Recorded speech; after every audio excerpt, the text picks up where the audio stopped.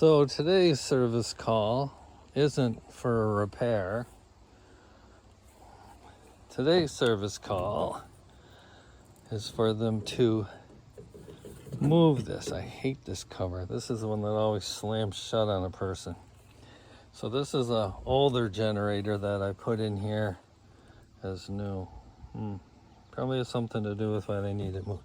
But anyways, I need to put this in off. And I'm gonna take the fuse out. If they're gonna move it, I don't know where the safe place is.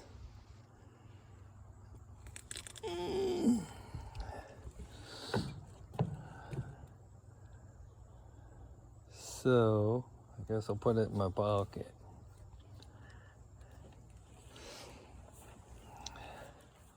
Because I was supposed to just remove all the voltages, but I should probably disconnect the electrical. And the dogs probably forgot who I was, so they're not going to be so silent. And they don't like video of the house, so.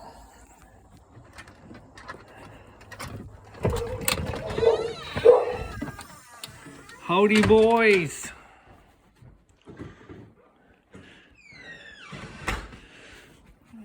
Dismember me? It's me, your friend.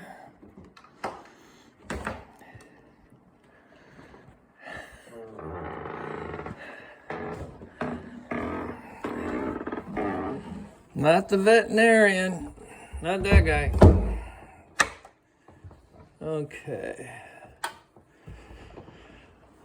Let there be light.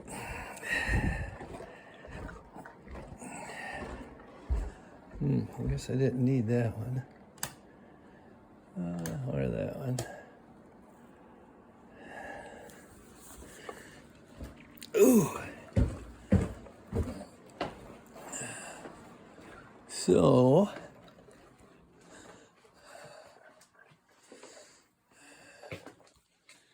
here we are.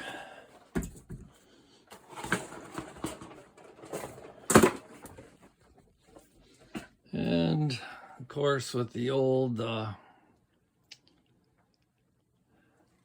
generator is the new. This is an essential circuits panel, even though it looks like a whole house. It's a NEMA 3R panel, so I can go outside. But I don't even like putting the whole house transfer switches outside.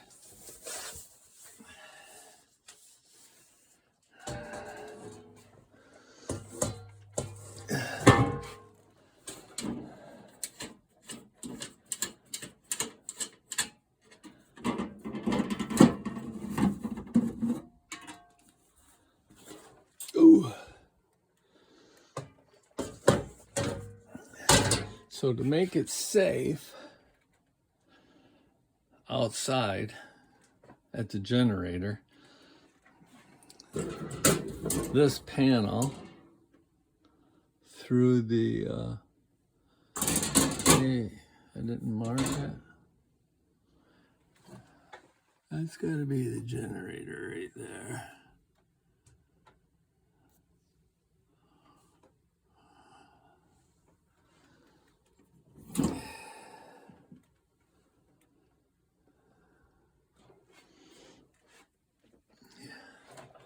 But those three fuses, they send power from the panel out to the generator. The N1 and N2 that you see in there, that's 120 volts, one for each leg of the utility power. That makes up 240 volts. The generator uses that to sense that utility power is on.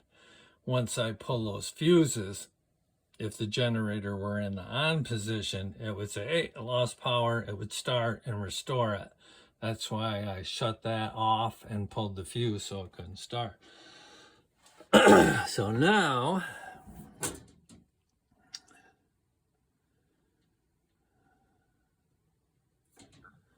Why aren't these labeled?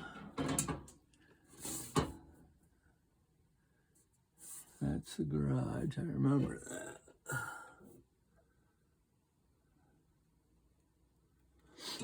I should have bought my little beeper thing. Oh, there's a dip. So let me see what I get when I do this.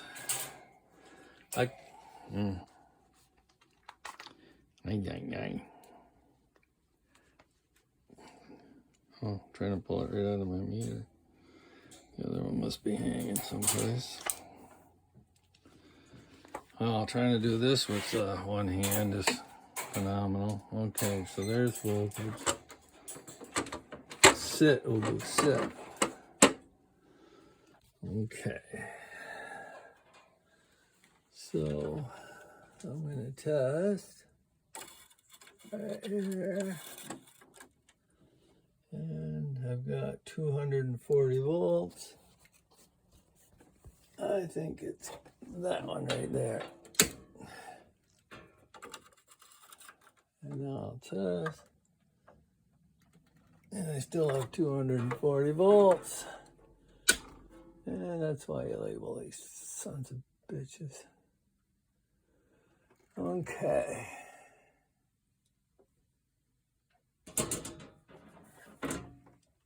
I can't read this. 27 and 29 aren't in there, so I'm gonna, I'll bet you that's it. Ooh.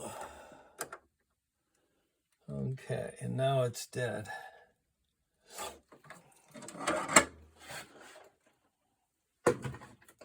So now I can pull the fuses safely. And I'm gonna label that. I didn't think it was it because focus. I guess you ain't gonna do that.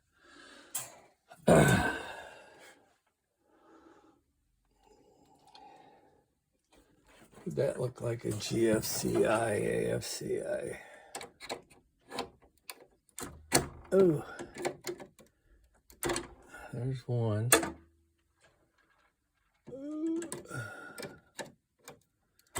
There's two.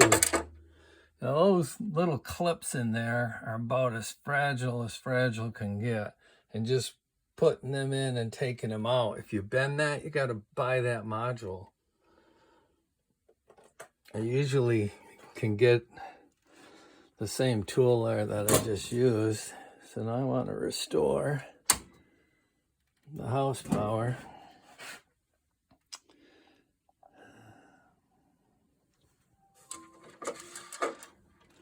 I don't know how long it's going to be out, so I'm going to put the covers back on.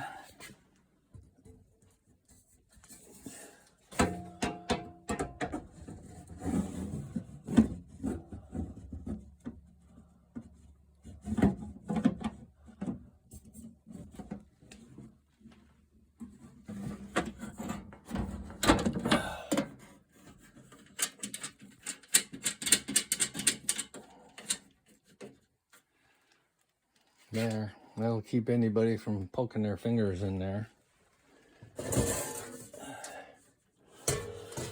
And because it's only one more screw, I wonder why the lights keep dipping.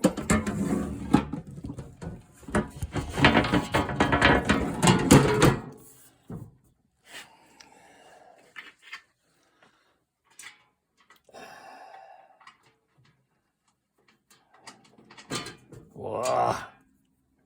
Come on, fingers, do your work.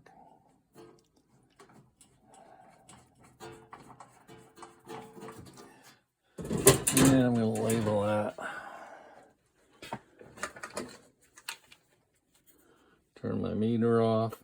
I was talking about this meter one time. I said, in this particular meter, and my mind heard my sentence finish, but it never did. But this, if you look at it, says volts. You don't have to select DC or AC. The meter will figure it out. So I like that. The only downfall is that when you have that type of meter, when you go to the other meter, you'll test AC and forget you have to switch it to DC in order to read DC, and then you look like an idiot, but I'm used to that. So now I gotta go back through the house, past the dogs.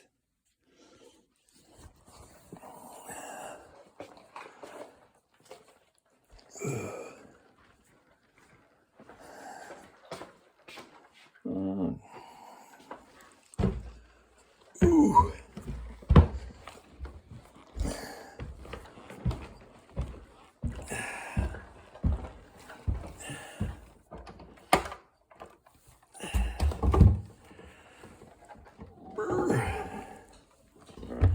Oh, that's a big door. Ouch.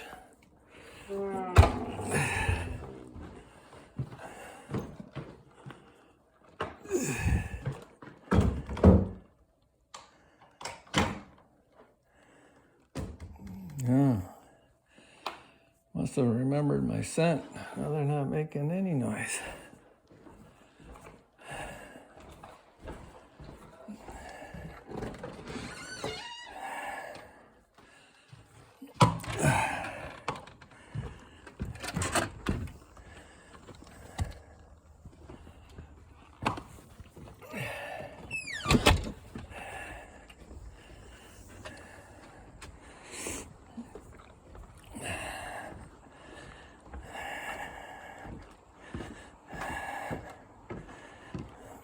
Ooh.